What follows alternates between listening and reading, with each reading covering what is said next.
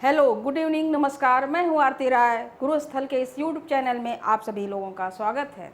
कैसे हैं आप लोग? आशा करती हूँ बहुत अच्छे होंगे।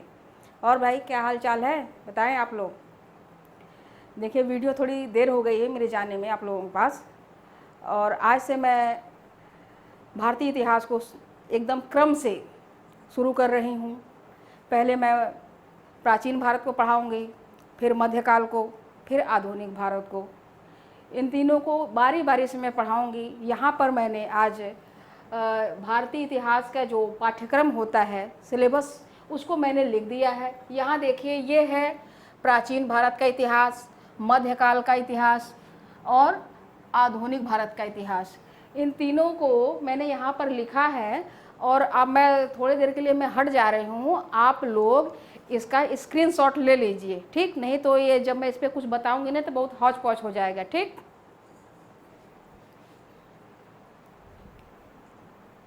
ले लिए स्क्रीनशॉट? ठीक।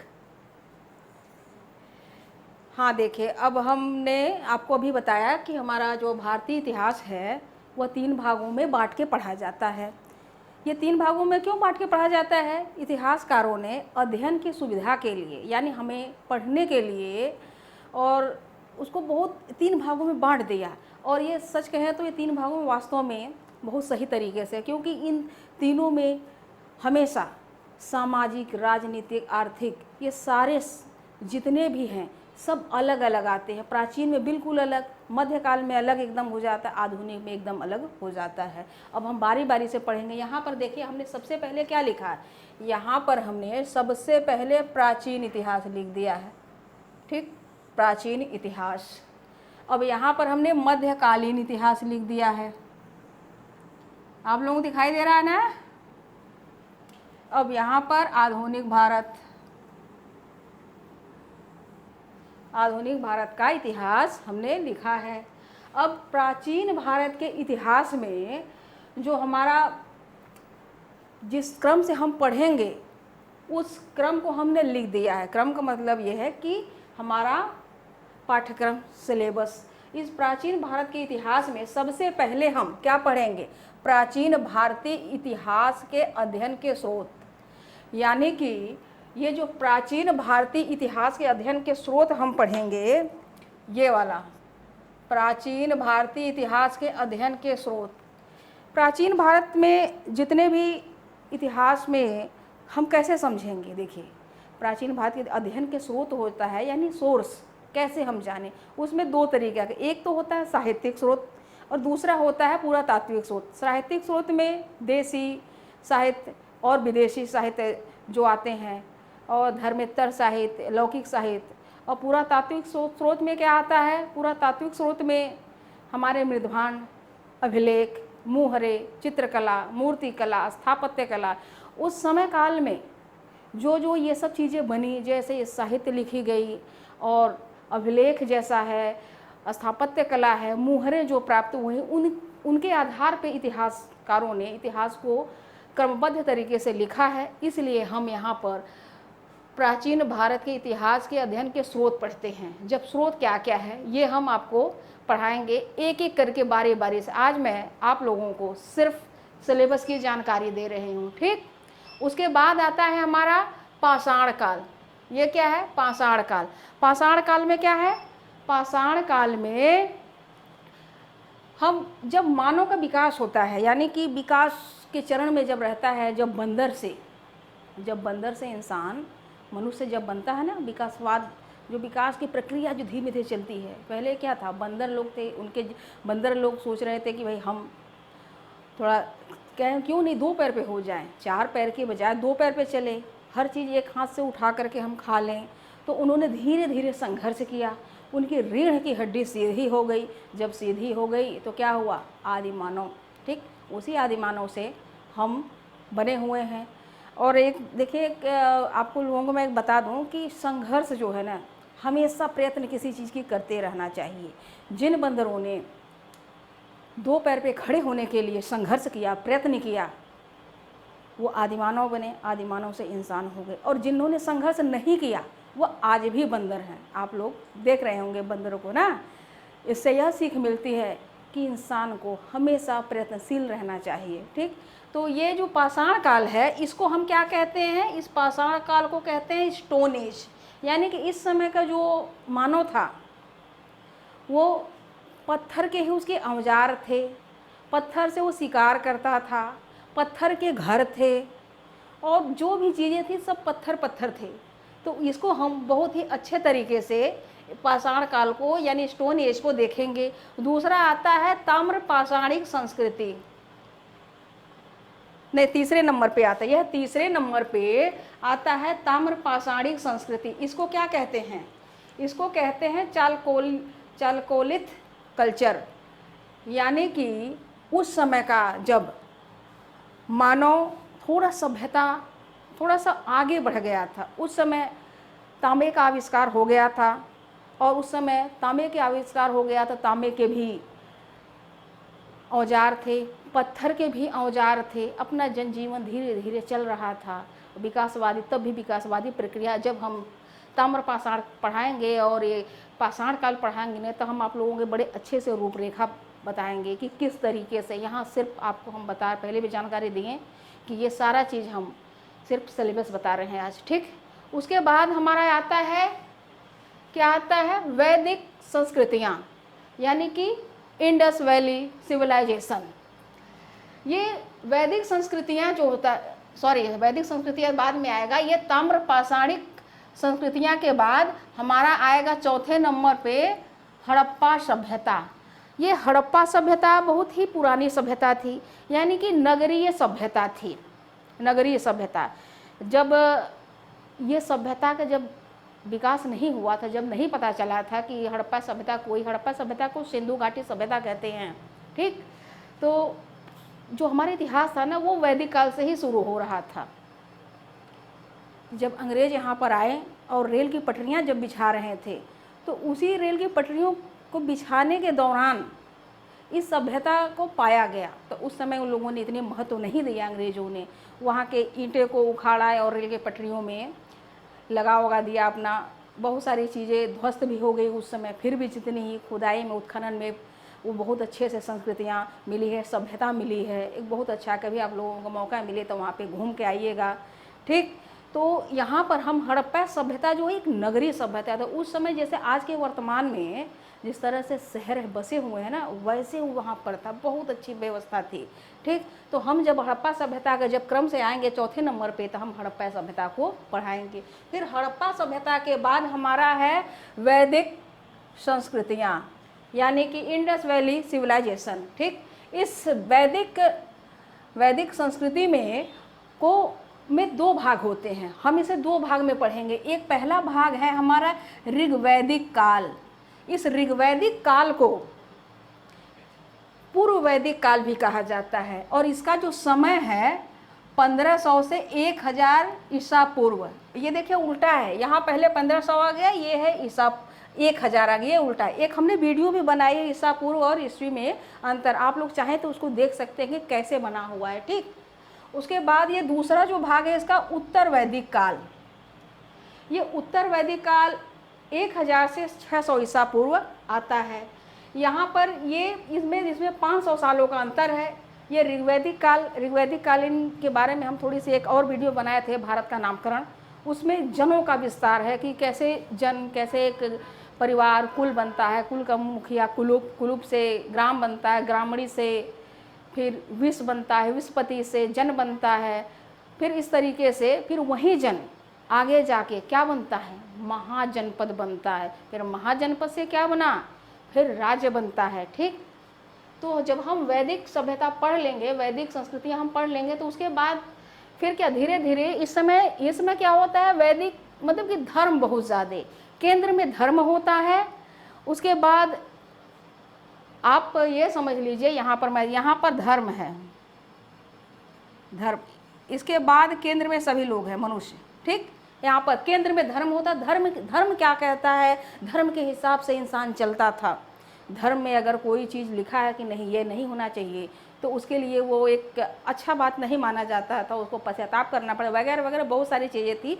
जब हम यहाँ आएंगे तो यहाँ पढ़ाएंगे। ठीक, उसके बाद जब ये सब बहुत ज़्यादा जब फैल गया, इसमें कुछ कुरीतियाँ भी आ गई वैदिक धर्म में।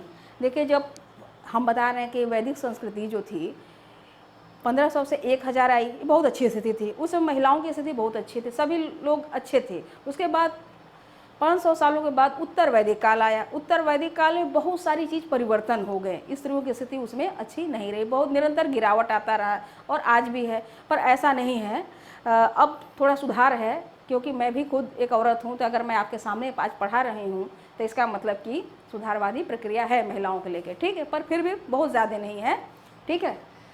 फिर आपके जब यहाँ वैदिक संस्कृति, वैदिक धर्म में इतना ज़्यादा कुरीतियाँ फैल गई, बुराइयाँ हो गई, असंतोष हो गया लोगों के अंदर, तब क्या हो गया, फिर आ गया धर्म सुधार आंदोलन। फिर धर्म सुधार आंदोलन यानी कि धर्म में इतना ज़्यादा बुराइयाँ थी कि परिवर्तन करना पड़ा। उसी समय कई सारे धर्म क्या संप्रदायों का विकास होता है, जैसे जैन धर्म, बौद्ध धर्म, शैव, वैष्णव आदि से कई सारे, शाक्य धर्म, ऐसे बहुत सारे धर्म आते हैं। हम एक एक करके धर्म के बारे में पढ़ाएंगे। जब ये सब होता है उसके बाद हमारा ये आता है हमारा 7वें नंबर पे महाजनपद काल। महाजनपद काल में हम लोग 16 महाजनपद के बारे में पढ़ेंगे और 8 गण राज्यों के बारे में पढ़ेंगे।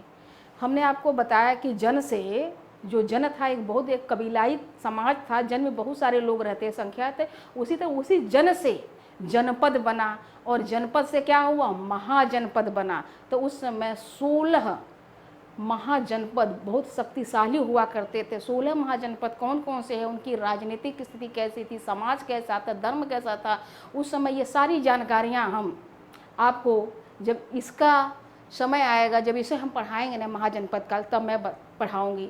अब हम ये क्या कह रहे हैं, जब महाजनपद यानी महाजनपद से राज्य बन गया, उसी समय एक नए साम्राज्य का उदय होता है। क्या, मगध का उत्कर्ष। मगध उस समय बहुत ही शक्तिशाली था। शक्तिशाली क्यों था, क्योंकि उसके पास लौह की खदानें, आप लोग जानते हैं कि ये बिहार साइड में पड़ता था उस समय, क्या क्या था, उसी से झारखंड भी अलग हो गया है ना। तो फिर ये मगध साम्राज्य आया यहाँ पर हमने महाजनपद की बात की, महाजनपद काल, और मगध साम्राज्य का उदय होता है। और इसका जो राजा होता है महाजनपद काल में, मगध साम्राज्य का जो राजा होता है वह है बिंबिसार। ठीक, हमारे भारत में पहली बार साम्राज्य का उदय हो रहा है, संगठित साम्राज्य का, जहाँ पर सेनाएं रखी गई हैं, कोष है, समाज है, राजनीति, मतलब बहुत जितनी भी अच्छी अच्छी चीज़ें हो सकती है, उस समय एक उद्भव हुआ, विकास हुआ। ठीक, उसके बाद आप इसी महाजनपद में हम आप लोगों को विदेशी आक्रमण के बारे में पढ़ाएंगे। विदेशी आक्रमण, अब देखिए विदेशी आक्रमण में 2 आक्रमण होते हैं। पहला आक्रमण होता है ये ईरान का, ईरान फारस, इस समय जो ईरान है उस समय फारस था। फिर दूसरा आक्रमण होता है सिकंदर का। सिकंदर कहाँ से आया, यूनान से। देखिए सब लोग ये जानते हैं कि सबसे पहले जो विदेशी आक्रमण में सिकंदर ने किया, सिकंदर ने नहीं किया था। पहला आक्रमण फारसियों ने किया था, ईरानियों ने। इसको क्या है, ईरानी, फारसी या पर्शियन, इन तीनों नामों से आप जान सकते हैं।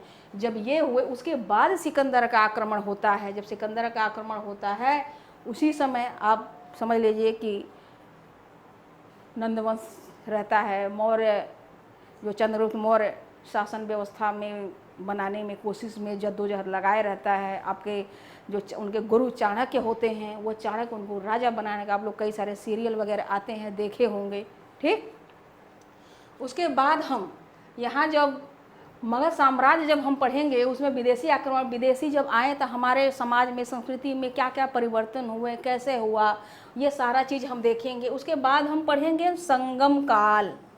संगम काल या संगम साहित्य, इसमें हम लोग दक्षिण भारत के आरंभिक इतिहास के बारे में पढ़ेंगे।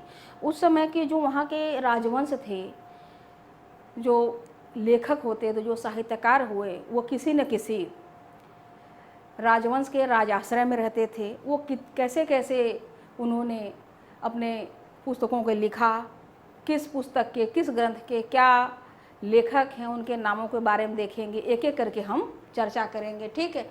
और ये संगम काल में हम 3 मुख्य राजवंशों की बातचीत करेंगे। कौन कौन? ये चोल वंश, चोल वंश के बारे में पढ़ेंगे। फिर क्या पढ़ेंगे? चेर वंश के बारे में। फिर तीसरे नंबर पे हम पढ़ेंगे पांड्य वंश के बारे में। इन तीनों को हम इसी संगम काल में, संगम युग में ही पढ़ेंगे। और यह क्या है? यह दक्षिण भारत का आरंभिक इतिहास है।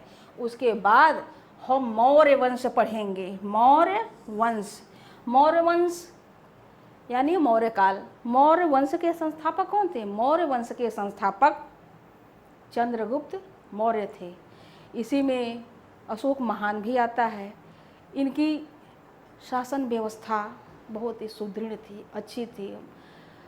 चंद्रगुप्त से अच्छा न कोई राजा नहीं हुआ, भले ही अशोक को महान कहा जाता है। अशोक एक कूटनीतिज्ञ राजा था।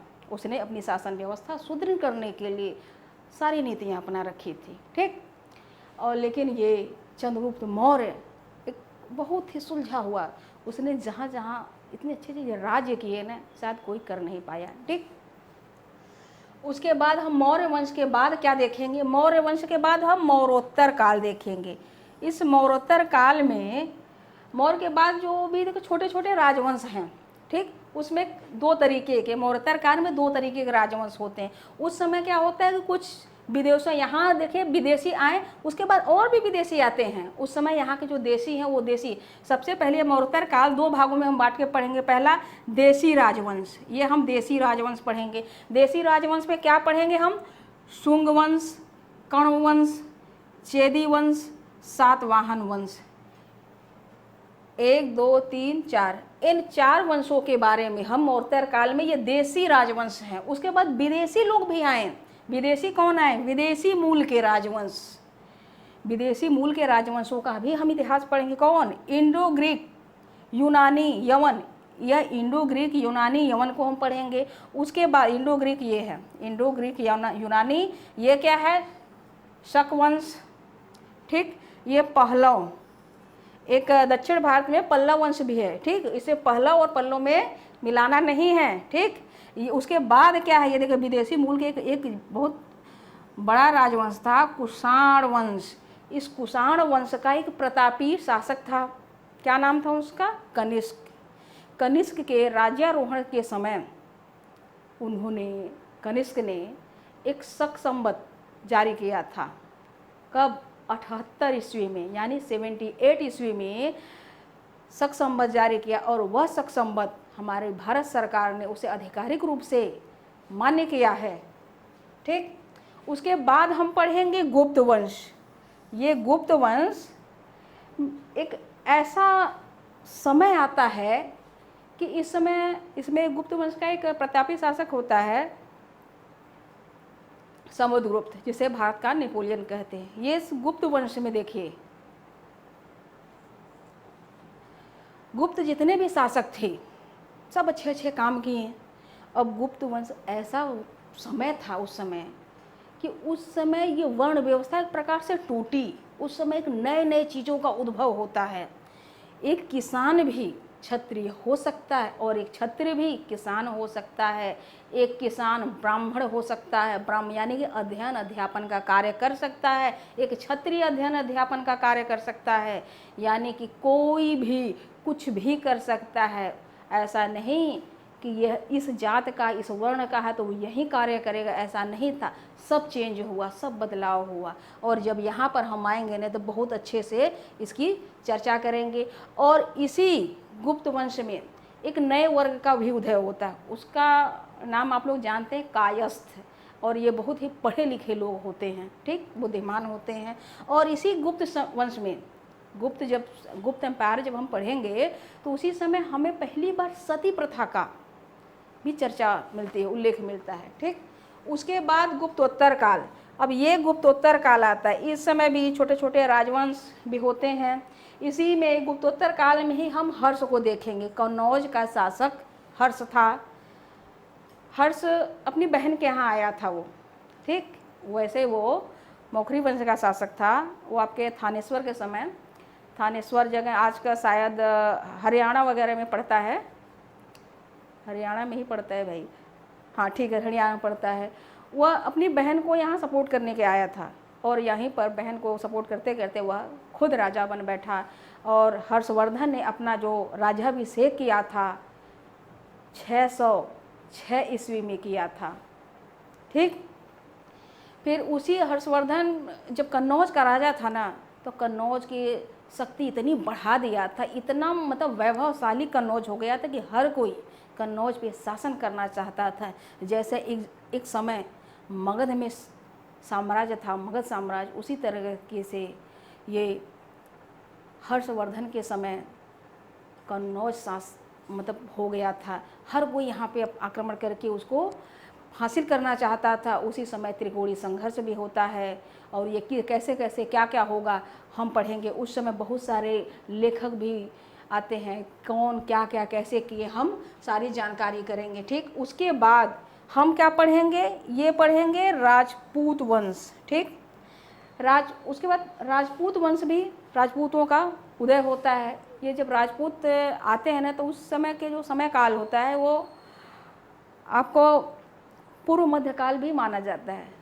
ये जो समय होता है ये करीब 700 से शुरू होता है। अब 711-12 में हम बता रहे हैं कि तुर्क आक्रमण भी हुआ था। उसके बाद और मध्यकाल तो 1206 से स्टार्ट होता है, ठीक। जब ये हम राजपूत वंश पढ़ लेंगे, इस राजपूत वंश में जैसे क्या क्या पढ़ेंगे हम पढ़ेंगे पृथ्वीराज चौहान और वगैरह वगैरह, जयचंद, जितने भी उस समय के राजवंश होंगे राजपूत, उनको हम यहाँ पर देखेंगे। फिर हम कहाँ जाएंगे, फिर हम चले जाएंगे दक्षिण भारत में वापस, ठीक। फिर दक्षिण भारत के इतिहास को हम बहुत ही क्रमबद्ध तरीके से और अच्छे से देखेंगे। उस दक्षिण भारत के इतिहास में हम 3 लोगों को देखेंगे। क्यों, कौन कौन? सबसे पहले हम पल्लव वंश को देखेंगे। पल्लव वंश की शासन व्यवस्था कैसी थी, समाज कैसा था, धर्म कैसा था। इसी तरीके से चालुक्य वंश को देखेंगे, चालुक्य वंश। फिर हम चोल वंश को भी देखेंगे। जब ये सब हम देख लेंगे तो एक एक करके हम देखेंगे। सबसे पहले मैं प्राचीन से शुरू करूंगी, ठीक। उसके बाद हम पाठ्यक्रम ही मैं बता रही हूँ भाई आज, ठीक। उसके बाद हम आएंगे, क्या आएंगे, मध्यकालीन इतिहास के बारे में आएंगे, ठीक। अब मध्यकालीन इतिहास में सबसे पहले जो आक्रमण होता है, किसका आक्रमण होता है, तुर्क आक्रमण होता है। और इस तुर्क आक्रमण में मोहम्मद गजनवी का आक्रमण पढ़ेंगे, उसके बाद मोहम्मद गोरी का आक्रमण पढ़ेंगे। एक एक करके हम पढ़ेंगे और बहुत ही सरल तरीके से, एकदम व्यवहारिक तरीके से मैं पढ़ाऊंगी, बहुत अच्छा लगेगा मेरे साथ पढ़ के, ठीक। फिर उसके बाद हम क्या पढ़ेंगे, फिर हम पढ़ेंगे दिल्ली सल्तनत। फिर दिल्ली सल्तनत में 5 अलग अलग वंश आते हैं। आप लोगों को पता है ये है गुलाम वंश। इस गुलाम वंश को मामलुक वंश भी कहते हैं, ठीक। और भी वंश के नाम है, ठीक। ये इसके बाद हम ये पढ़ेंगे खिलजी वंश। दिल्ली सल्तनत में हम पढ़ेंगे खिलजी वंश। फिर क्या पढ़ेंगे, इस खिलजी वंश में आप लोग एक अपने शासक आप सुना होगा अलाउद्दीन खिलजी। अलाउद्दीन खिलजी से ही ज़्यादा जाना जाता है। अलाउद्दीन खिलजी, अभी एक फिल्म भी आई थी कुछ 1-2 सालों पहले आई थी, आप लोगों ने देखा होगा, क्या पद्मावत आई थी, है ना। उसमें कुछ गाना था, कुछ भाई थोड़ा सा जो भी हो। फिर उसके बाद खिलजी वंश के बाद हम क्या पढ़ेंगे, तुगलक वंश। इस तुगलक वंश में फिरोज शाह तुगलक, FST और मोहम्मद बिन तुगलक। मोहम्मद बिन तुगलक को पगला कहीं का पगला एक शासक माना जाता है। इनको हम देखेंगे एक एक करके, हम बारे बारे से, ये सब समय लगेगा, ठीक। उसके बाद सैयद वंश को हम देखेंगे, सैयद वंश। जब सैयद वंश के बाद क्या देखेंगे, लोदी वंश। इसी जब लोदी वंश में इब्राहिम लोदी को पानीपत के युद्ध में हराकर कौन, चगताई तुर्क बाबर का शासन आता है, बाबर, ठीक। यहाँ से फिर बाबर जब आता है तो वो क्या करता है, मुगल साम्राज्य की स्थापना करता है, ठीक है। अब इधर इतना देखेंगे उस समय। फिर उसके बाद देखिए समाज में फिर बुराइयां फैल जाती है। फिर क्या हम पढ़ेंगे फिर सूफी भक्ति आंदोलन। अब ये जब सूफी भक्ति आंदोलन का मतलब, सूफी का मतलब कि ये जो इस्लाम धर्म के साधु सन्यासी थे, और भक्ति आंदोलन यानी हिंदू धर्म के जो साधु लोग थे, बाबा लोग, ये लोग उस समय देखिए धर्म से ही सब कुछ चल रहा था। जैसे कोई कि इस्लाम वाले कहीं दूर बैठे हों, जैसे दिल्ली में बैठे हों, और उन्होंने आदेश कर दिया कि यह नियम लागू करनी है, अब वो अच्छा हो बुरा हो, समाज में बड़ा अफरा तफरी फैल जाती थी, है ना। उसको सुधारने के लिए इसमें आंदोलन हुआ। मैं क्रम से यहाँ पर सिलसिले पढ़ाऊँगी, 12 सिलसिले, ठीक। ये कौन कौन क्या क्या कैसे आते हैं इस पर मैं यहाँ चर्चा करूँगी अच्छे से। फिर जब यहाँ पर ये तुगलक वंश यहाँ जब चलता है ना, उसी समय दक्षिण भारत में विजयनगर साम्राज्य होता रहता है। विजयनगर साम्राज्य और बहमनी साम्राज्य को हम एक साथ पढ़ेंगे, ठीक। फिर जब यहाँ से यहाँ ये उत्तर भारत से फिर हम वापस कहाँ जा रहे हैं, दक्षिण भारत में जा रहे हैं। फिर हम जब ये विजय साम्राज्य और बहमनी साम्राज्य को जब पढ़ लेंगे ना, तब फिर हम वापस मुगल में आएंगे। मुगल यहाँ से यहीं पर मुगल का स्थापना हुई ना, लोधी वंश को हरा के फिर मुगल। फिर यहाँ मुगल, मतलब मुगल में हम कहाँ पढ़ेंगे, बाबर से औरंगजेब तक, बाबर से औरंगजेब तक का जो साम्राज्य रहता है ना, उसको हम इस मुगल साम्राज्य में पढ़ेंगे, ठीक। एक एक करके देखेंगे कौन कौन कैसे आता है, पहले क्या क्या किया। उसके बाद इसी मध्यकाल में हम लोग शिवाजी और मराठा को पढ़ेंगे, एक एक करके एकदम बहुत अच्छे से पढ़ेंगे, ठीक। फिर हम इसके बाद जब हम पढ़ लेंगे ना, तब हम आधुनिक भारत पे आएंगे। आधुनिक भारत इन लोगों से बहुत बड़ा आधुनिक भारत होता है, ठीक है। देखिए ये हमने आपको क्या पढ़ाया, हमने आपको प्राचीन भारत का इतिहास का पाठ्यक्रम बता दिया, मध्यकालीन इतिहास का पाठ्यक्रम बता दिया। अब मैं आपको आधुनिक भारत के इतिहास का पाठ्यक्रम बता रही हूँ। सबसे पहले जब देखिए यहाँ पर ये मराठा भी आते हैं और शिवाजी, बहुत द्वंद्व चलता है। इस मराठाओं ने इनको मुग़लों को थोड़ा कमज़ोर कर दिया था। जब औरंगजेब 1707 में मर जाते हैं, तो उनके बाद जितने भी उत्तराधिकारी होते हैं उनके, वो कमज़ोर शासक साबित होते हैं, वो अच्छे शासन नहीं चला पाते। तो उस समय अलग अलग लोग वो अपना मनमानी करते हैं। तो यहाँ पर देखें, जब आधुनिक भारत में हम क्या पढ़ेंगे, सबसे पहले हम पढ़ेंगे उत्तर मुग़ल शासक, यानी कि ये जो मुग़ल वंश के जो कमज़ोर जो शासक होते हैं, उनको हम यहाँ पर देखेंगे। कहाँ से कहाँ तक देखें, हम बहादुर शाह प्रथम से लेके बहादुर शाह द्वितीय तक पढ़ेंगे। इस बहादुर शाह द्वितीय को मुअज्जम कहते हैं, ठीक है। और इनको हम यहाँ जब ख़त्म कर लेंगे, तो ये इतनी कमज़ोर शासन होती रहती है इनकी। लेकिन अंग्रेज कब से आते हैं, अंग्रेज जहांगीर के समय ही व्यापार करने आ जाते हैं, ठीक है। फिर उसके बाद फिर हम यहाँ पढ़ेंगे यूरोपीय कंपनियों का आगमन। यूरोपीय कंपनियाँ हमारे देश में व्यापार करने के लिए ही आई थी। कौन कौन आई थी, सबसे पहले आए पुर्तगाली। ये है, देखिए यहाँ पर हमने लिखा है यूरोपीय कंपनियों का आगमन। सबसे पहले कौन आया, पुर्तगाली आए। फिर कौन आया, डच। फिर ब्रिटिश के बाद कौन आया, डेनिश के बाद फ्रांसीसी के बाद स्वीडिश। ये व्यापारी कंपनियां हमारे यहाँ आए एक एक करके। यहाँ देखा यहाँ की राजनीतिक व्यवस्था कैसी है। इन लोगों ने भी व्यापार करते करते यहाँ के राजनीति में हिस्सेदारी लेना शुरू कर दिया, एक दूसरे को लड़ाने लगे। फिर क्या, अंग्रेज़ों का धीरे धीरे यहाँ पर शासन हो गया। फिर क्या, जब यहाँ पर कंपनियाँ आईं और इतने सारे लोग अपना अपना सब, इसको मैं एक एक करके बताऊँगी। यहाँ तो अभी मैं आप लोगों को पाठ्यक्रम बता रही हूँ ना। तो उसके बाद फिर क्या होता है, जब ये लोग अपनी अपनी भागीदारी दिखाने लगते हैं, उस समय तो यहाँ जो मुग़ल ये जो लगते हैं तो धीरे धीरे पतन के रास्ते पर जाते हैं। तो उसी समय 18वीं सदी में मुग़ल साम्राज्य का पतन एकदम, इस समय यहाँ पर 18वीं सदी में मुग़ल साम्राज्य का पतन एकदम समझ लिए हो चुका होता। उनको पास किले के अलावा कुछ नहीं बचता है राजशाही में। ऐसी हालत हो जाती है कि कुछ लोग घर के वस्तुएं बर्तन बेच करके अपना घर चलाते हैं, ठीक है। यहाँ पर जब 18वीं सदी में मुग़ल साम्राज्य का पतन होता है, तो उसी समय जो इनके अधीन जो भी राजवंश थे, जहाँ जहाँ साम्राज्य था, वो सारे के सारे स्वायत्त राज्य हो जाते हैं, यानी कि स्वतंत्र राज्य हो जाते हैं। किससे, इन मुग़लों से। वहाँ पर इनको स्वतंत्र करने में यहाँ पर इनका भी हाथ था, किनका, व्यापारी अंग्रेज़ों का। जब जैसे यहाँ पर स्वायत्त राज्य यानी स्वतंत्र राज्य हो, जैसे हैदराबाद, कर्नाटक, मैसूर, रुहेलखंड, ऐसे वगैरह वगैरह बहुत सारे राज्य हैं। मैं आप लोगों को एक एक करके बताऊंगी कितने स्वतंत्र हुए और क्या क्या हुआ। ठीक, जब ये सारा हो जाता है तो उसके बाद हम क्या पढ़ेंगे, हम उसके बाद पढ़ेंगे भारत में ब्रिटिश शासन की स्थापना। जब ये सारा हो जाए तब तक अंग्रेज अपना शासन जगह जगह चलाने लगते हैं। फिर इसीलिए हम यहाँ पर भारत में ब्रिटिश शासन की स्थापना, ब्रिटिश की, अंग्रेज़ों की यहाँ पर स्थापना हो जाती है। कैसे हुए, क्या हुआ, वह हम देखेंगे। फिर क्या हुआ, जब ये स्थापना हो जाती है तो ये लोग अपनी प्रशासनिक नीतियाँ लगाते हैं। फिर क्या पढ़ेंगे हम लोग, अंग्रेज़ों की प्रशासनिक नीतियाँ पढ़ेंगे।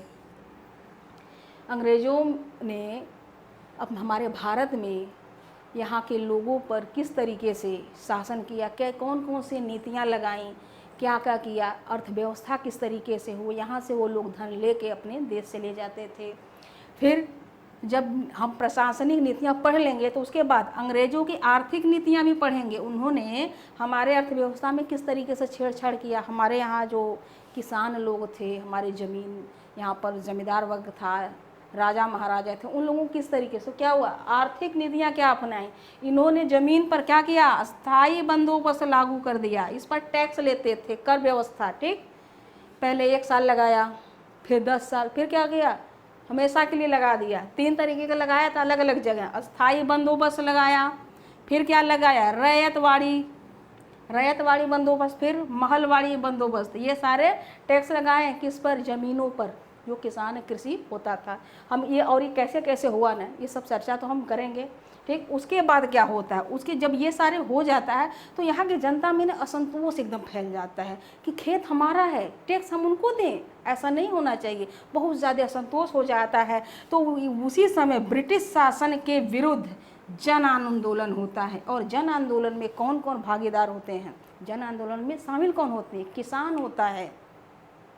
ठीक, किसान होता है और साधु सन्यासी भी होते हैं, और जो उस समय के जो राजा होते हैं ना, वह राजा भी होते हैं जन आंदोलन में। और जनजातियाँ जो होती हैं, जो जंगलों में रहते हैं, उनको पेड़ काट करके खेत बना देते तो उनको भगाने लगते। तो जनजाति आंदोलन, किसान आंदोलन और राजाओं का आंदोलन इस समय हुआ, ब्रिटिश शासन के विरुद्ध हुआ।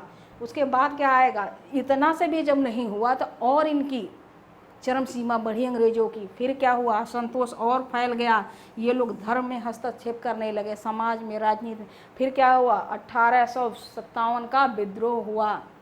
1857 में आप लोग तो झांसी की रानी जानते हैं।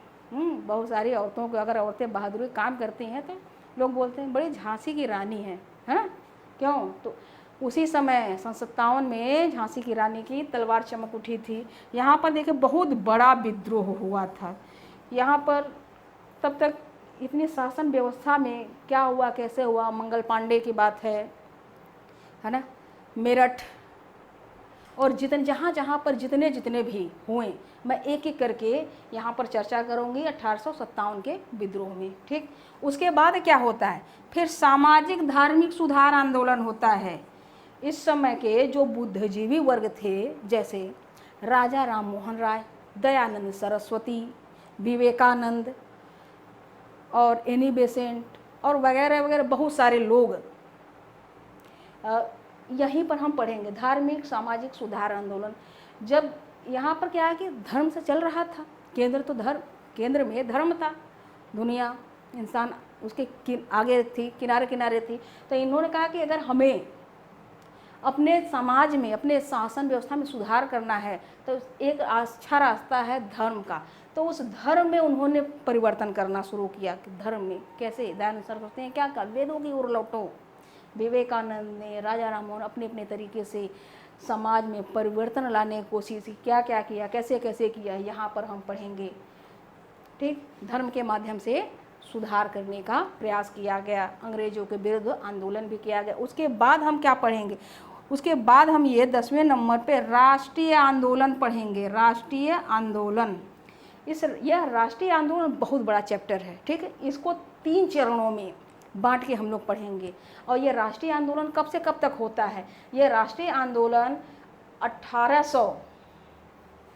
यह राष्ट्रीय आंदोलन 1885 से 1947 तक चलता है। इसे 3 चरणों में बांट के हम लोग पढ़ेंगे। ठीक, यहाँ पर देखिए जगह भी नहीं इसलिए हमने नहीं लिखा है, लेकिन जब हम पढ़ेंगे तो बहुत अच्छे से इसमें और भी टॉपिक जोड़ेंगे, हमने मोटा मोटा लिखा है। ठीक, उसके बाद क्या होगा, फिर हम लोग भारत में संवैधानिक विकास, हमारे भारत में संवैधानिक विकास कैसे हुआ 1773 से 1935 तक, ये है भारत में संवैधानिक विकास किस तरीके से हुआ। ये जो संवैधानिक विकास हमारे संविधान में यहीं से तो लिया गया 1935 से। उस समय लोगों ने चैलेंज कर दिया था कि तुम्हारे में दम हो तो तुम भी ज़रा संविधान बना के दिखाओ।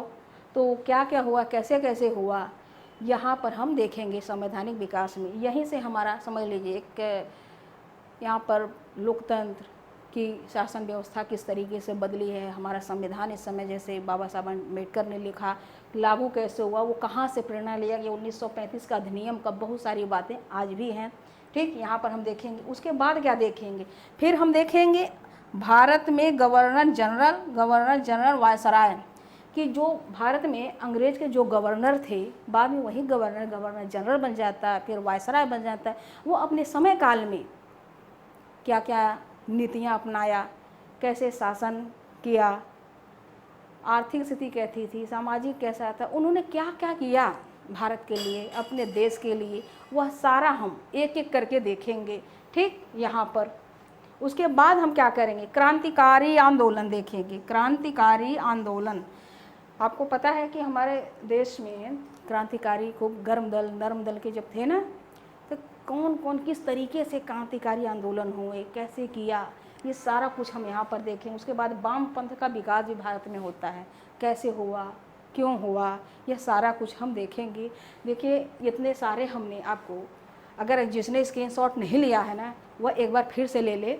ठीक, वैसे ये हौच पाँच हो चुका है, फिर भी आप लोगों को दिख जाएगा। ठीक है, तो एक एक करके हमने यहाँ पर आप लोगों को पढ़ाया। क्या पढ़ाया, पाठ्यक्रम पढ़ाया भारतीय इतिहास का। अच्छा, जब ये जो हम यहाँ पर आपको राष्ट्रीय आंदोलन कहाँ से पढ़े, 1885 से 1947 पढ़ेंगे। ठीक, ये हमारे आधुनिक भारत में, लेकिन 1947 के बाद जो इतिहास पढ़ाया जाता है वो प्री में देखे नहीं आता है ना, वो पीसीएस मेन या जितने भी सिविल सर्विसेज के होती हैं वो मेन में आते हैं। तो जो आज़ादी के बाद के जो भारत पढ़ते हैं ना, वो आज़ादी के बाद उपरांत भारत, आज़ादी के उपरांत भारत के नाम से पढ़ा जाता है। उसको भी मैं आगे पढ़ाऊँगी और उसके बाद उसी समय मैं इसका पाठ्यक्रम बताऊँगी। ठीक है, तो आज के लिए देखिए इतना ही, और आप लोग पढ़िए। इसके बाद मैं कहाँ से शुरुआत करूँगी, जो कल से जो हमारी वीडियो होगी यहाँ से अध्ययन के स्रोत से मैं स्टार्ट करूँगी। ठीक है, यहाँ से प्राचीन भारत के इतिहास में अध्ययन के स्रोत से मैं शुरुआत करूँगी। ये सब वीडियो देखिए बहुत बड़े हो जाते हैं। इतिहास है ना, इतिहास अपने गोद में बहुत कुछ समाया हुआ है, जितना भी बताऊँ ना कम पड़ जाता है। ठीक, बहुत कुछ है, मैं जितना परीक्षा के दृष्टिकोण से बताना चाहिए मुझे, मैं उतना पूरी कोशिश कर रही हूँ बताने को। और आप लोग पढ़िए, और इसी के साथ मैं अपने क्लास को रोकती हूँ। धन्यवाद, नमस्कार।